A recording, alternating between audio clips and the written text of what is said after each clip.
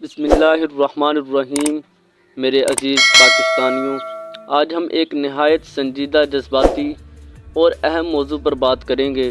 اگر پاکستان اور بھارت کے درمیان جنگ چھڑ جائے تو کیا ہوگا، اور پاکستان کا دفاعی نظام کتنا مضبوط ہے؟ یہ سوال آج ہر محب وطن کے ذہن میں گردش کر رہا ہے، کیونکہ سرحدوں پر بڑھتی ہوئی کشیدگی، دشمن کے بیانات اور میڈیا پر چلنے والی خبریں ایک عام شہری کو بھی اضطراب میں مبتلا کر دیتی ہیں۔ لیکن ہمیں گھبرانے کی نہیں، سمجھنے کی ضرورت ہے اور جاننے کی ضرورت ہے کہ ہمارا پاکستان ایک ایٹمی طاقت، ایک باہمت قوم اور ایک عظیم فوج کے سائے میں کھڑا ملک دشمن کو جواب دینے کی مکمل صلاحیت رکھتا ہے۔ آج ہم بات کریں گے اس بارے میں، اگر خدا نہ خواستہ جنگ چھڑتی ہے تو حالات کیسے ہوں گے، بھارت کے ارادے کیا ہیں، پاکستان کے پاس کیا دفاعی نظام ہے، اور سب سے اہم، عوام کا کردار کیا ہونا چاہیے۔ تو آئیے شروع کرتے ہیں اس معلوماتی اور دل کو چھو لینے والے سفر کو، جس کا ہر لمحہ آپ کے اندر ایک نیا حوصلہ، ایک نئی امید اور ایک نیا شعور پیدا کرے گا۔ جب بھی کسی ملک کے اندرونی حالات کمزور ہوں، مہنگائی ہو، سیاست میں بحران ہو یا بین الاقوامی سطح پر ناکامی ہو، تو اکثر حکومتیں اپنی قوم کی توجہ ہٹانے کے لیے جنگی ماحول بناتی ہیں۔ بھارت کے اندر اس وقت یہی سب کچھ ہو رہا ہے۔ اقلیتوں پر ظلم، کسانوں کے احتجاج، مہنگائی، میڈیا کا بلیک آؤٹ اور پی جے پی کی گرتی ساکھ۔ ایسے میں مودی سرکار کو ایک دشمن چاہیے جس کے خلاف عوام کا غصہ نکالا جا سکے، اور تاریخ گواہ ہے کہ وہ دشمن ہمیشہ پاکستان ہی رہا ہے۔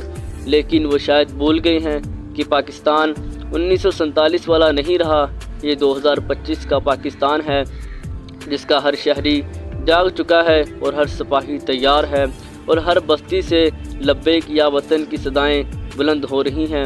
فرض کریں دشمن نے حملہ کیا یا سرحدوں پر جھڑپیں بڑھ گئیں، سب سے پہلے ہوگا فضائی حملہ۔ بھارت کی کوشش ہوگی کہ پاکستان کی فضائی حدود میں دراندازی کرے، لیکن پاکستان کے پاس ہے JF-17 تھنڈر، وہ طیارہ جس نے بھارت کے SU-30 اور MiG-21 جیسے مہنگے طیاروں کو بچھاڑا۔ یہی نہیں، پاکستان کے پاس F-16 میراج اور دیگر جدید لڑاکا طیارے بھی ہیں۔ ہماری فضائیہ PAF دنیا کی بہترین فضائیہ مانی جاتی ہے، جس نے 2019 میں بھارت کو دن دہاڑے سبق سکھایا تھا۔ دوسرا حملہ ہوگا میزائلوں کا۔ بھارت کے پاس براہموس جیسے میزائل ہیں، لیکن پاکستان کے پاس بھی ہیں بابر کرائس میزائل، گوری، شاہین، نصر، رات اور سب سے بڑھ کر ابابیل، جو ایک ہی وقت میں کئی اہداف کو نشانہ بنانے کی صلاحیت رکھتا ہے۔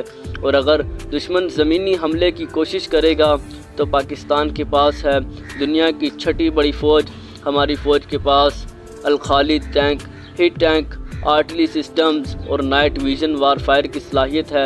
ہماری SSG اسپیشل سروسز گروپ دنیا کی بہترین کمانڈوز فورسز میں سے ایک ہے، اور سب سے اہم، ہماری نیوی اور سب میرین سسٹم دشمن کے مساحلوں تک پہنچنے کی صلاحیت رکھتا ہے۔ پاکستان کے آبدوز خاموشی سے دشمن کے ناک نیچے پہنچ کر کاری ضرب لگا سکتے ہیں۔ اب بات کرتے ہیں اصل دفاعی طاقت کی، ایٹمی قوت۔ پاکستان دنیا کا پہلا اسلامی ایٹمی ملک ہے۔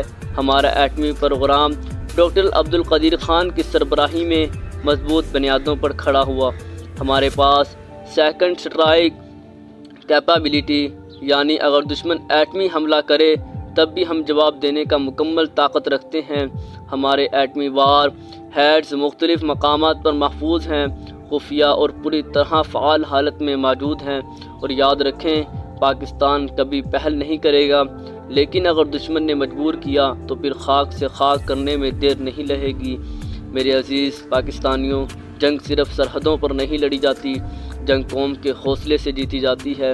اگر حالات خراب ہوں تو سوشل میڈیا پر منفی خبریں پھیلانے کی بجائے مثبت رویہ اپنائیں، افواہوں سے بچیں، فوج کے ساتھ تعاون کریں اور اپنے ارد گرد کے لوگوں کی مدد کریں۔ اگر کوئی ضرورت پڑے تو خون دیں، رضاکار بنیں، اور سب سے بڑھ کر اللہ سے دعا کریں، کیونکہ ہمارا اصل ہتھیار ایمان ہے۔ یہ وقت ہے متحد ہونے کا، یہ وقت ہے دشمن کو دکھانے کا کہ ہم ایک زندہ قوم ہیں، وہ قوم جو نہ جھکتی ہے، نہ بکتی ہے، نہ ٹوٹتی ہے۔ ہم نے سقوط ڈھاکہ کا دکھ بھی دیکھا، کارگل کی بہادری بھی دیکھی اور 1965 کی فتح بھی دیکھی۔